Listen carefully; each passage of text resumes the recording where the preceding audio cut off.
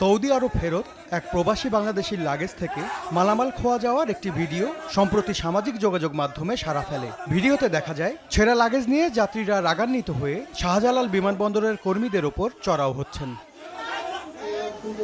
বিমানবন্দর কর্তৃপক্ষ বলছে, গেল 14 নভেম্বর সৌদি আরব থেকে 78 বাংলাদেশি আউটপাস নিয়ে ইথিওপিয়ান এয়ারলাইন্সের একটি ফ্লাইটে ঢাকায় আসেন। ইমিগ্রেশন শেষে বেশ কিছু ব্যাগে কাটাছেঁড়া আর মালামাল শূন্য অবস্থায় পাওয়া যায়। সিসিটিভি ফুটেজ যাচাই করে নিশ্চিত হওয়া গেছে অপ্রীতিকর কিছু ঘটেনি শাহজালাল বিমানবন্দরে। সিসিটিভির মধ্যেও সেই ফুটেজগুলো আছে এবং অ্যাজ ইট ইজ কন্ডিশনে যে ব্যাগগুলো অরিজিন থেকে অর্থাৎ সৌদি আরব থেকে ইথিওপিয়া হয়ে ঢাকায় এসেছে, এখানে এরকম চেন খোলা কিছু একদম কোনো জিনিসপত্র ছাড়া এরকমভাবে ব্যাগেজগুলো এসেছে।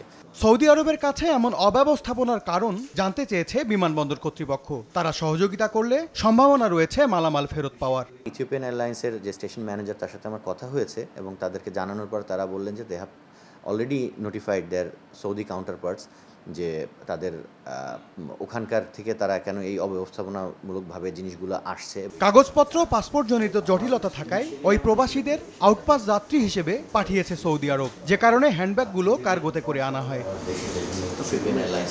MS আরিফিন, সময় সংবাদ, ঢাকা।